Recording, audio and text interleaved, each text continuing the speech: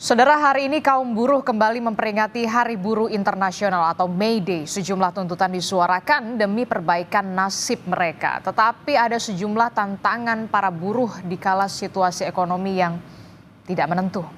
Mulai dari bayang-bayang PHK, perbaikan upah, hingga perlindungan tenaga kerja. Lalu bagaimana nasib buruh di kala ekonomi sulit? Mampukah pemerintah memenuhi tuntutan buruh? Pagi ini kita akan bahas dengan sejumlah narasumber, di antaranya ada Presiden Konfederasi Serikat Buruh Seluruh Indonesia, sudah bergabung bersama saya di sambungan daring, sudah ada Bu Eli Rosita Silaban. Selamat pagi Bu Eli. Halo Mas. Ya, baik. Kemudian ada Direktur Center of Economic and Law Studies Celios di studio, sudah ada Mas Bima Yudhistira. Selamat pagi Mas Bim. Selamat pagi. Ya, kemudian juga melalui sambungan daring ada anggota Komisi 9 DPR dari fraksi PDI Perjuangan, sudah ada Pak Edi Wuryanto. Selamat pagi, Assalamualaikum Pak Edi. Pak Edi. Pak Edi Wuryanto, bisa mendengar suara di studio? Oke, tampaknya masih mengalami gangguan komunikasi bersama dengan narasumber melalui daring. Bu Eli bisa mendengar Adisti di studio, Bu Eli? Oke, tampaknya narasumber saya melalui sambungan daring masih perlu perbaikan lagi komunikasi. Saya ke Mas Bima dulu. Mas Bima, ini kan kita lagi masa sulit semuanya. Tidak hanya saya, semua orang dan yang lainnya lagi masa sulit. Pemerintah Indonesia juga lagi masa sulit begitu ya ekonominya. Nah, dengan adanya Hari Buruh hari ini, May Day hari ini, apa sebenarnya yang paling penting untuk disuarakan oleh para buruh begitu ya? Termasuk juga saya juga buruh, lagi bekerja juga. Ya, jadi yang paling penting sekarang ini adalah bagaimana mereka yang menjadi korban PHK. Tadi 77.000 lebih orang di PHK 2024. Tahun ini setidaknya angkanya bisa lebih besar. Angkanya bisa lebih besar? Angkanya bisa lebih besar. Jadi estimasinya 85.000 sampai dengan 100.000 orang yang akan menjadi korban PHK. Dan itu adalah angka yang tercatat di Kementerian Ketenagakerjaan. Sementara banyak yang menjadi korban PHK di sektor informal, outsourcing, pegawai kontrak, itu tidak semua perusahaan melaporkan kepada Dinas Ketenagakerjaan. Belum ada transparansi di sana? Betul. Jadi artinya mereka yang menjadi korban PHK ini harus bersaing dengan 4,4 juta orang angkatan kerja baru nih. Dia baru lulus dari SMK. Fresh graduate, ya dia harus bersaing dengan mereka yang menjadi korban PHK. Nah, permasalahannya adalah yang harus disuarakan terus adalah masalah diskriminasi usia. Jadi diskriminasi usia ini artinya mereka yang sudah punya pengalaman 10 tahun pasti akan kalah bersaing dengan syarat-syarat lowongan kerja 25 sampai 30 tahun. Saya setuju sekali soal diskriminasi batasan usia itu, karena persyaratannya pasti usia maksimal 30 tahun, 35 tahun. Lah, kalau memang usianya sudah 40 tapi kemudian punya skillnya bagus, pengalamannya juga mumpuni, why not gitu. Kenapa Indonesia masih melakukan pembatasan batas usia ini? Menurut saya diskriminasi sekali. Ya, di Vietnam itu setiap satu lamaran yang kemudian ditolak karena permasalahan diskriminasi usia kerja, dia harus bayar 6 juta rupiah denda. Untuk satu orang? Satu orang. Jadi bayangkan kalau ada 1.000 kemudian lowongan kerja, kemudian ditolak hanya karena masalah usia kerja, berarti tinggal dikalikan aja. 6 juta dikalikan 1.000. Itu artinya pemerintah memiliki denda khusus di sana. Nah, selanjutnya adalah masalah pengangguran usia muda. Jadi pengangguran usia muda Indonesia ini sudah tertinggi di ASEAN. Tertinggi di ASEAN. Ya, dan kalau dalam jumlah itu 1,2 juta orang, anak muda 15 sampai 24 tahun itu situasinya sekarang menganggur. Dibedah lagi lebih dalam lagi, itu 1 dari 5 anak muda di Indonesia itu nggak ngapa-ngapain. Dia nggak sedang bekerja, kemudian tidak sedang kuliah atau belajar, tidak sedang ikut training yang disebut sebagai NEET itu. Jadi artinya masalah usia muda ini juga harus dipikirkan. Selain itu baru kita bicara soal masalah upah. Jadi upah itu memang ada kenaikan tiap tahun, tapi begitu didiskon dengan inflasi, berarti dikurangi biaya-biaya hidup yang naik ya, itu upah real itu ternyata saat ini masih lebih rendah daripada sebelum pandemi COVID-19. Yang ini membuat daya beli masyarakat rendah, akhirnya nanti spiral efeknya adalah kendaraan bermotor itu turun penjualannya, retail, perlengkapan rumah tangga juga turun, properti juga turun. Jadi salah satu masalahnya adalah pada upah real yang terlalu rendah. Dia akan membuat pertumbuhan ekonomi juga akan menjadi terganggu. Oke, tapi ketika penjelasan Anda, Mas Bim, yang kemudian jadi pertanyaan adalah kemudian apakah isu tuntutan buruh ini masih relevan? Jangan dijawab dulu, saya mau ke Bu Eli dulu. Bu Eli, bisa mendengar suara Ya, Mbak. di studio? Bisa Mbak, bisa. Oke, Bu Eli, ini dari kaum buruh begitu untuk hari ini May Day begitu, selamat Hari Buruh untuk kita semua pastinya. Tapi yang pertama saya ingin tanyakan dulu, apa sebenarnya tuntutan utama daripada kaum buruh di Hari Buruh Internasional hari ini? Ya, terima kasih Mbak. Selamat pagi. Mohon maaf tadi memang agak susah ya sinyalnya. Kebetulan tuntutan kita masih banyak yang sama dengan tahun lalu, yaitu pertama sekarang adalah keberlanjutan keputusan Mahkamah Konstitusi tentang Undang-Undang Ketenagakerjaan yang memang adaptif dengan pekerja sekarang dan pekerja masa depan. Lalu kemudian jaminan sosial yang mencakup keseluruhan tanpa diskriminasi, baik itu migran, informal, formal, dan pekerja digital platform. Yang ketiga itu adalah stop outsourcing, dan keempat kita menyoroti maraknya PHK yang saat ini terjadi, dan kami memohon pemerintah juga melibatkan kita untuk mencari jalan keluar supaya semuanya bisa tertib dan nyaman dan tidak merugikan satu sama lain, dibicarakan dengan terbuka. Lalu kemudian kami menghormati dan mengapresiasi statement Pak Prabowo yang mengatakan pembentukan Satgas PHK. Ini nanti bukan hanya membicarakan soal PHK, tapi juga soal data analisis dan lainnya tentang ketenagakerjaan, karena memang melibatkan berbagai pihak.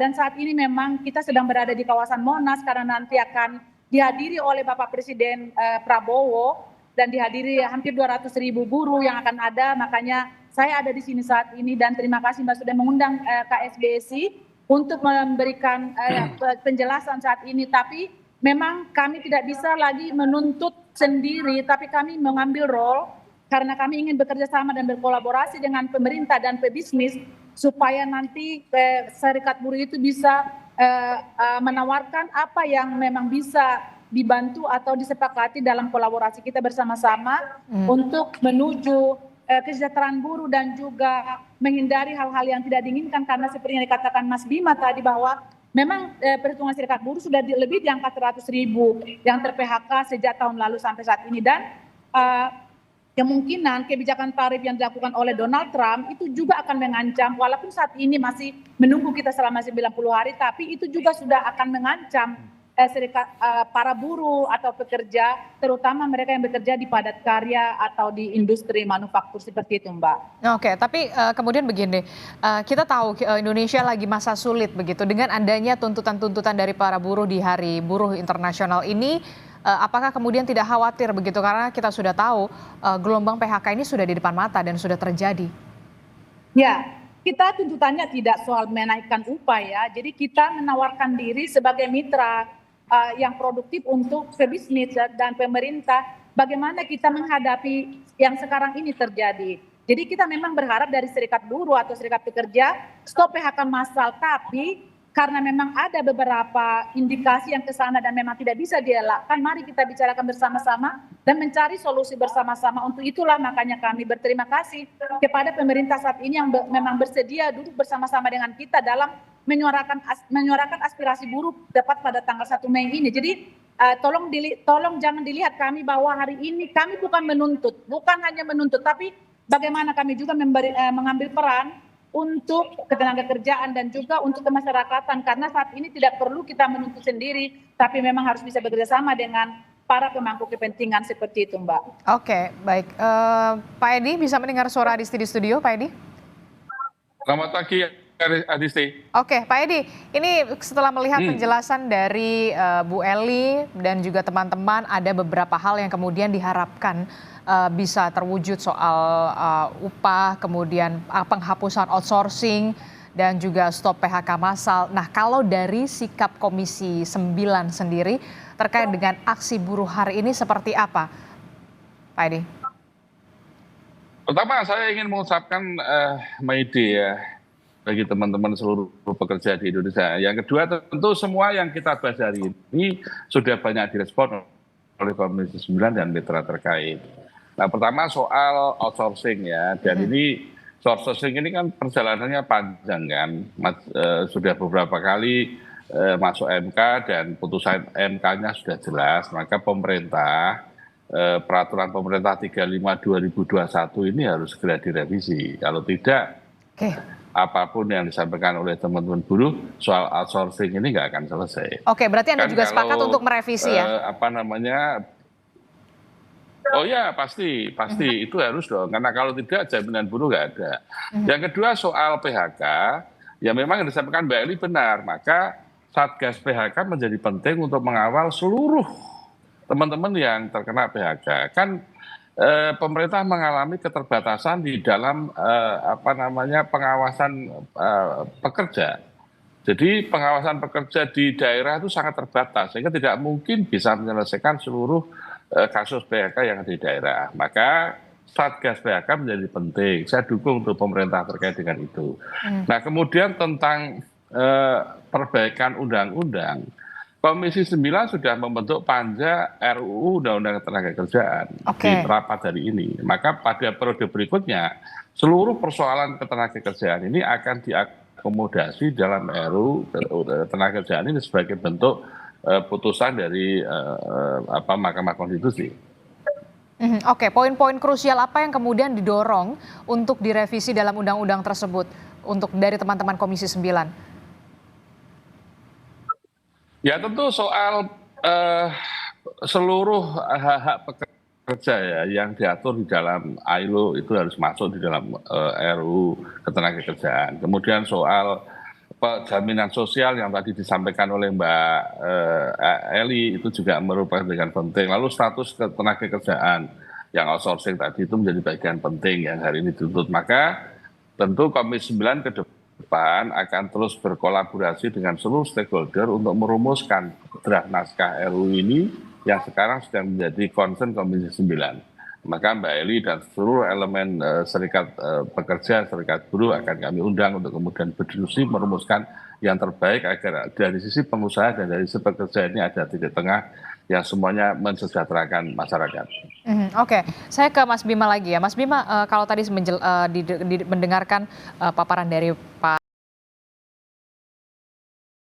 dengan fakta yang ada di lapangan, masa-masa sulit yang saat ini dialami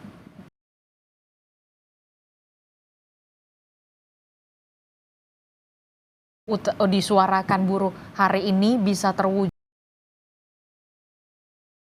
Kata Pak Edi, memang harus ada revisi kok undang-undang ini begitu untuk yang mengatur ketenagakerjaan. Ya, hampir semua tuntutan dari teman-teman pekerja itu sangat relevan. Ya, mulai dari masalah pendataan tadi disebutkan juga.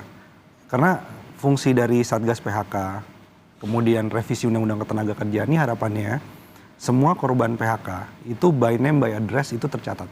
By name by address harus Sekarang tercatat. itu nggak ada belum catatan itu. Oke. Artinya yang masuk dalam catatan itu biasanya adalah pekerja di formal. Jadi pekerja-pekerja informal outsourcing yang sebenarnya porsi outsourcing ini kan besar sekali. Jadi perusahaan makin dia melakukan efisiensi, biasanya yang akan direkrut lagi itu adalah pekerja-pekerja outsourcing.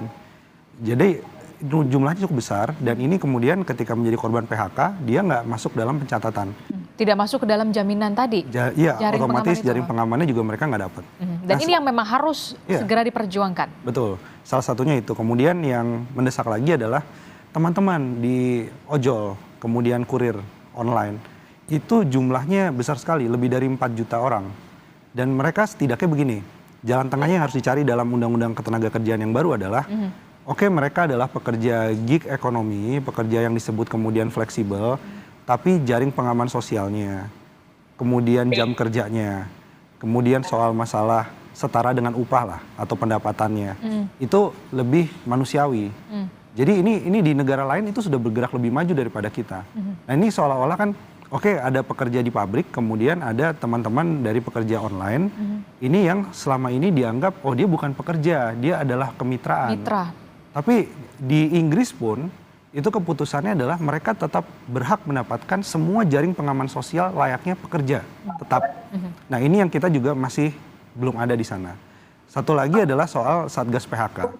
Sebenarnya yang paling penting, saya setuju tadi, ini bagaimana pekerja itu mendorong pemerintah di dalam Satgas PHK tadi, dan di situ ada Apindo, ada Kadin harapannya, memfasilitasi para korban PHK itu bisa bekerja di BUMN. BUMN punya 844 usaha dan anak usaha juga, cucunya juga gitu ya. Kemudian dari segi swasta itu bisa langsung disalurkan. Jadi pekerja yang di PHK itu nggak langsung kemudian jadi pelaku UMKM. Sekarang di banyak tempat karena masalah ketersediaan lapangan kerja, yang jualan Makin banyak. warung makin banyak, yang beli makin itu aja. sedikit. Nah, itu Betul. dia. Itu jadi harapannya mereka dengan pesangon 1-2 bulan langsung kemudian bisa diterima kerja lagi. Asal tadi data dan juga difasilitasi masuk ke dalam sektor formal.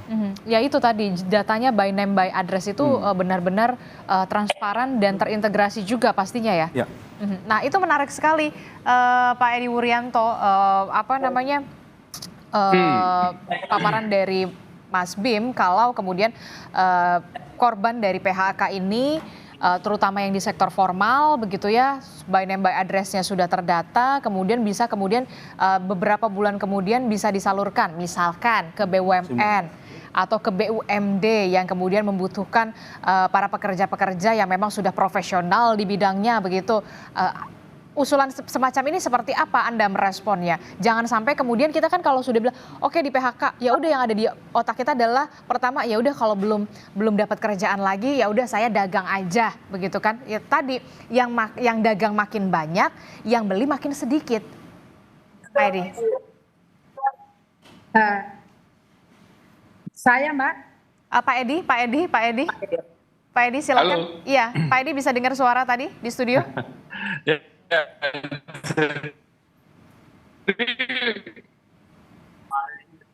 Pak Edi Wuryanto sinyalnya. Betul. Oke, tampaknya Jadi urusan sinyalnya PHK kita masih ini, bermasalah naik turun. Ya, halo. Ya. Ya, Halo. silakan Pak Edi, silakan. Silakan Pak Edi. Oke, baik. Bu Eli, bagaimana Anda merespon paparan yang tadi Ya, disebutkan? halo. Jelas? Ya, silakan Pak Edi. Bisa mendengar suara? Ya, halo. Iya, silakan Mbak Pak Edi. Adisti. Iya, silakan. Ya.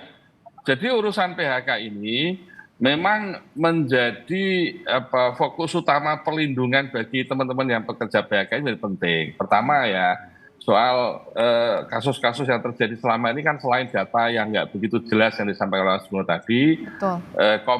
kompensasi PHK itu nggak berjalan dengan baik. Lalu yang kedua jaminan sosial, jaminan hari tua, JHT itu banyak nggak diperhatikan itu. Lalu kemudian juga urusan-urusan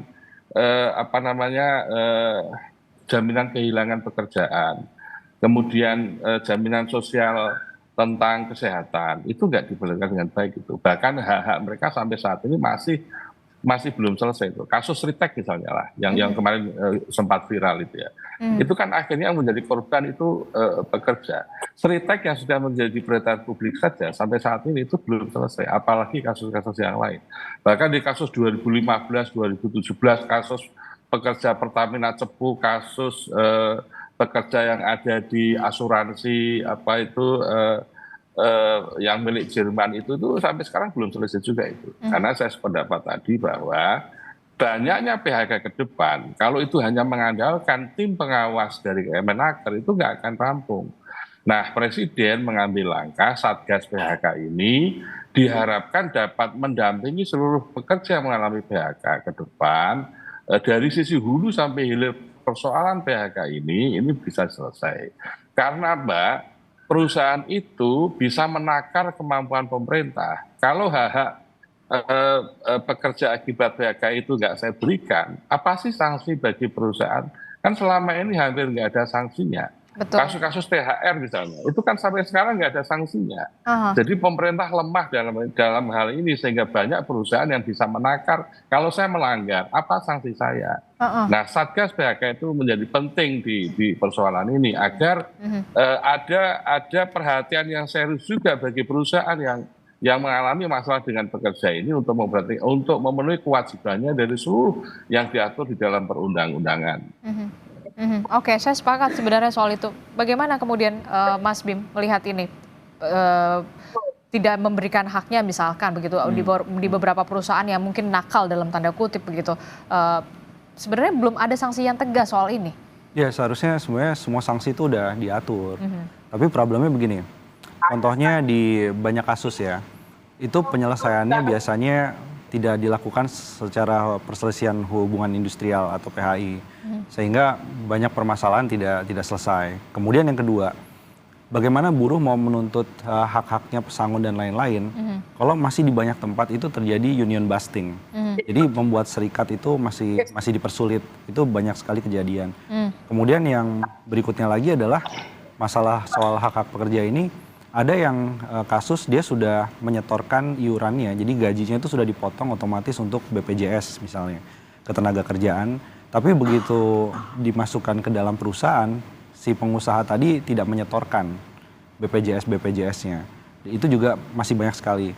Dan satu lagi sebenarnya di kepolisian itu ada sebenarnya direktorat khusus untuk penanganan masalah perburuhan. Ini kita harapkan masalah-masalah yang ada di daerah-daerah ini itu bisa diperbantukan sebenarnya kepolisian itu untuk bisa memberikan sanksi kepada pelaku usaha yang tidak memenuhi semua hak-hak dari para pekerja. Memang paling penting memang dibayar dulu semua haknya.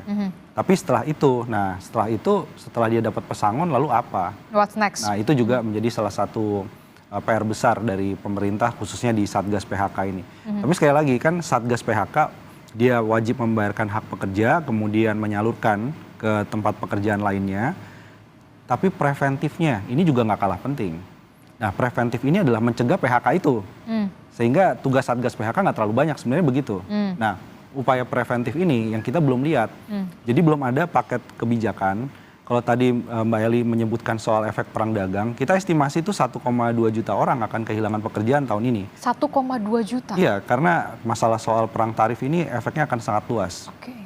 Dan ini artinya preventifnya apa? Kemudian industri-industri existing. Oke, kita menarik investasi baru. Tapi yang namanya investasi baru itu butuh waktu. Betul. Bikin pabrik, pembebasan lahan dan lain-lain itu bisa sampai 5-10 tahun baru beroperasi. Belum lagi nanti menghadapi dugaan-dugaan pungli, palak-malak dugaan itu yang harus dihadapi begitu kenyataannya. Dan ini harus ada, negara harus hadir di sini. Iya, tapi artinya preventif untuk mencegah industri existing di padat karya, tekstil, pakaian jadi, alas kaki, furnitur misalnya, itu agar tidak terjadi efisiensi besar-besaran yang mengarah pada PHK, ini juga harus diselamatkan. Makanya kita dorong, ini paket komplit aja. Satgas PHK itu salah satu aja. Tapi paket komplit untuk preventifnya apa?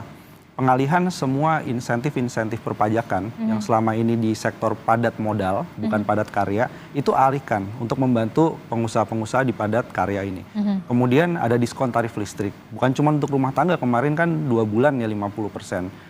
Tapi banyak sekali perusahaan-perusahaan sekarang harus bergelit dengan masalah utilitas. Jadi biaya air, biaya listriknya harus dibantu pemerintah. Kemudian apalagi fasilitas yang lain adalah dicarikan pasar alternatifnya. Jadi upaya preventif untuk mencegah terjadinya penurunan industri di padat karya, ini yang harus dalam satu paket kebijakan. Nah sampai sekarang itu belum ada. Harapannya sih teman-teman buruh ya, itu melihat ini dan menjadikan sebuah dorongan juga. Karena sekali lagi yang belum ada sampai hari ini terlihat adalah upaya preventifnya. Upaya preventifnya. Bukan hanya sekedar upaya remedi tadi dalam Satgas PHK. Oke, itu upaya preventifnya harus bisa difikirkan seperti apa. Jangan sampai kemudian setelah terjadi baru bingung mau berbuat apa begitu ya. Nanti kita akan jeda dulu sejenak, tetaplah bersama kami di Sapa Indonesia Pagi, kami akan segera kembali.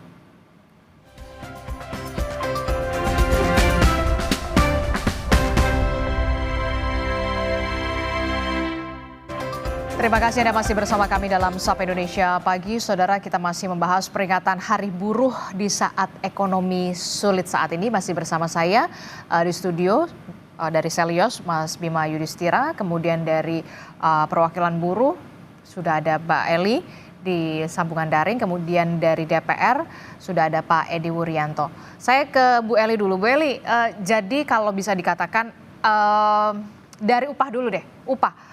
Tuntutan buruh ini tetap ada mau kenaikan, di tengah ekonomi yang sedang sulit semacam ini, atau ada kenaikan tapi tidak signifikan, atau ini tidak menjadi tuntutan yang ya bagaimana lah. Kalau menurut Mbak Eli sendiri gimana? Ya, pertama memang kami berterima kasih kepada Bapak Presiden pada saat itu yang menaikkan 6,5%, bahkan beliau menantang untuk kita 10% saja seperti itu. Tapi kali ini bukan berarti kita mengabaikan soal kenaikan upah layak untuk hidup layak, tapi kami menyuarakannya secara komprehensif. Bagaimana kita melihat persoalan ini bukan hanya kepentingan buruh, tapi juga kepentingan pemerintah dan seluruh masyarakat. Kalaupun misalnya buruh meminta kenaikan upah, saya rasa saat ini tidak tepat waktunya saat ini ya, nggak tahu nanti untuk beberapa bulan ke depan. Kami hanya menawarkan diri bahwa kebutuhan Satgas yang sudah disetujui Bapak Presiden adalah memang setuju saya adalah upaya satu pencegahan daripada kita membicarakannya setelah terjadi semua dan agak susah mengembalikannya. Lalu kedua, undang-undang tadi Mbak saya ulangi lagi bahwa dia adalah undang-undang yang adaptif untuk bisa mengakomodir segala bentuk pekerjaan. Apakah itu informal, formal, dan juga soal BPJS. Itu harus ada reformasi jaminan sosial untuk bagaimana mereka-mereka yang tidak terhitung seperti Gojek online misalnya ada di angka 6 juta, saat ini kan mereka masih sedikit yang di-cover oleh jaminan BPJS, dan ketika mereka mengalami kecelakaan atau kematian, mereka menggunakan biaya mereka sendiri. Jadi saat ini mungkin akan sedikit minim kami mengatakan naikkan upah, itu tidak saat ini. Tapi kami mengatakan bagaimana pemerintah melihat ini yang terjadi sekarang seperti PHK itu diputuskan dengan seadil-adilnya, karena para buruh ini adalah pembangunan bangsa ya, untuk pembangunan nasional seperti itu. Lalu yang lain misalnya soal outsourcing, yaitu kan dalam cakupan undang-undang pasca putusan Mahkamah Konstitusi itu udah sangat komprehensif nanti di dalamnya seperti itu. Dan kemudian ada soal perang tarif, saya memang khawatir benar yang dikatakan oleh Mas Bima bahwa akan ada ancaman itu. Sebelum itu juga terjadi, sudah banyak buruh kehilangan pekerjaan. Jadi ini juga akan menjadi alat yang akan dilakukan dalam tanda kutip pengusaha-pengusaha yang memang masih mampu sebenarnya mempekerjakan pekerja, tapi akan menggunakan alat ini juga untuk mem-PHK. Lalu nanti kami melihat ketika mereka kehilangan pekerjaan memang ada upskilling, reskilling. Tapi ini kan diupayakan pemerintah top down, jadi nggak melihat untuk keperluan pasar gitu, jadi nggak mismatch gitu Mbak. Jadi kami memohon kepada pemerintah supaya ini dibicarakan bagus-bagus. Ketika kita sudah masuk BLK atau upskilling, reskilling, ada akses kita untuk masuk ke pekerjaan yang memang dijanjikan supaya nanti para mereka yang kehilangan pekerjaan ini sudah tidak menjadi beban pemerintah lagi atau menjadi beban masyarakat. Karena kami kira kalau pemerintah pernah mengatakan sudah berkurang angka pengangguran, berkurang itu karena mereka memang jadi Gojek online. Iya, di sektor informal malah, ya. Iya, malah berpindah ke sektor informal. Ke jurang yang tidak layak karena memang mereka tidak ada upah bulanan, tidak ada misalnya pesangon, tidak ada THR, perlindungan juga sangat minim kecuali ada beberapa mereka yang sudah aware dengan proteksi lalu mereka membayarkan sendiri, dan sekarang ini serikat buruh serikat pekerja memang sudah merekrut mereka untuk menjadi masuk ke dalam anggota supaya mereka bisa kita linkkan kepada perlindungan ketika mereka menghadapi kecelakaan atau kematian seperti itu Mbak. Jadi ini memang tidak boleh lagi, serikat buruh juga kami tidak akan kaku-kaku seperti dulu menuntut tanpa ada yang kami tawarkan solusi gitu. Tapi kali ini kami bisa menjamin bahwa serikat buruh serikat pekerja adalah mitra yang memang pas didudukkan dalam satu tempat yang sama, itu memberikan masukan dan pandangan dan juga mengambil peran, Mbak. Oke, baik. Saya terakhir ke Pak Edi. Pak Edi, dari DPR perpanjangan tangan rakyat begitu di DPR khususnya di komisi Anda, apa yang bisa dan concern sekali untuk didorong DPR supaya buruh-buruh kita juga bisa lebih bisa hidup layak, kemudian untuk para pekerja-pekerja yang kemudian sudah di PHK juga bisa mendapatkan jaring pengaman, sektor informalnya juga buruh-buruhnya juga bisa lebih diperhatikan lagi. Silakan Pak Edi. Pertama, saya Komisi 9 mendorong keras peraturan pemerintah nomor 35 2021 itu harus segera revisi untuk mengatasi soal status outsourcing tadi yang merugikan pekerja. Oke. Itu yang pertama. Yang kedua, 2025 kami akan kerja keras untuk membahas undang-undang ketenagakerjaan revisi. Pasti nanti kami akan undang seluruh stakeholder sebagai bentuk penguatan regulasi secara menyeluruh. Yang ketiga, Satgas PHK tadi, Mas Bimo tadi benar, hulu dikuati, lalu hilirnya perlindungan pekerja yang kena PHK, kompensasi pekerja, jaminan sosial, dan lain-lain itu harus kita jaga dengan baik. Yang keempat, jaminan sosial bagi pekerja seluruh Indonesia kan sudah diatur tuh, jaminan sosial kesehatan, jaminan kecelakaan kerja, jaminan kematian, jaminan hari tua, jaminan pensiun, jaminan kehilangan pekerjaan. Ini semua, nah target-target pemerintah yang masih rendah kita dorong naik agar mereka sejahtera dari sisi jaminan sosial. Bahkan termasuk kami dorong RUU perlindungan pekerja rumah tangga yang juga menjadi isu penting yang sudah lama sekali ini perjuangan teman-teman belum mendapat payung hukum. Nah, ini beberapa hal yang menjadi concern Komisi 9 ke depan. Mudah-mudahan di 2025 ini bisa kami selesaikan fokus pada ketenagakerjaan ini. Untuk mensupport May Day hari ini karena sudah 60 tahun teman-teman pekerja berjuang untuk kesejahteraan mereka. Oke, kita titipkan suara-suara dari buruh ini, aspirasi dari buruh ini bisa tersampaikan lewat undang-undang itu, aturan yang lebih baik dari teman-teman di DPR, Pak Edi dan juga rekan-rekan ya. Pak Edi. Pasti, ya. Oke. Mbak Eli sering itu komunikasi dengan kita itu, Mbak Eli. Itu. Oh iya Mas, ya semuanya itu. Oke. Terakhir Mas Bim, 3 poin utama di Hari Buruh Internasional yang perlu segera ada perbaikan. Jaminan mendapatkan pekerjaan yang layak. Jaminan mendapatkan pekerjaan yang layak. Upah real yang lebih baik, bukan hanya sekedar upah nominal yang naik, tapi realnya juga naik. Yang ketiga itu adalah jaring pengaman sosial. Oke, baik, terima kasih Mas Bima Yudhistira dari Selyos, kemudian ada Pak Edi Wuryanto dari DPR, kemudian ada Mbak Eli dari perwakilan buruh. Terima kasih Bapak dan juga Ibu. Assalamualaikum, selamat pagi, selamat Hari Buruh. Selamat hari.